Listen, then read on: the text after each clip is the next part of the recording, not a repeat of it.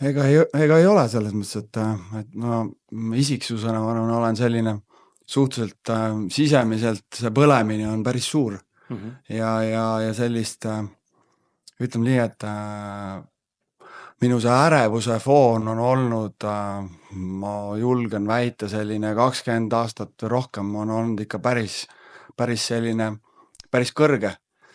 Ja teha kõiki neid asju väga nagu ärevas seisus on päris keeruline. Esiteks ongi see, et sa ei suuda keskenduda ja sellele järgnevad veel väga palju igasuguseid asju, mis lihtsalt takistavad seda. Et täna ma arvan, et jah, mul on erinevad praktikad, ma ei tea, hingamispraktikad, mediteerimised, joogad, mingid muud asjad, mis aitavad mul nii-öelda seda kohalolu saavutada. Ja tänu sellele siis ma suudangi teha neid erinevaid tegevusi.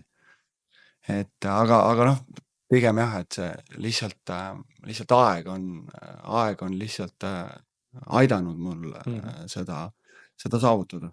Et see jah, see kindlasti, ma ei ole selline olnud kindlasti nagu terve elu.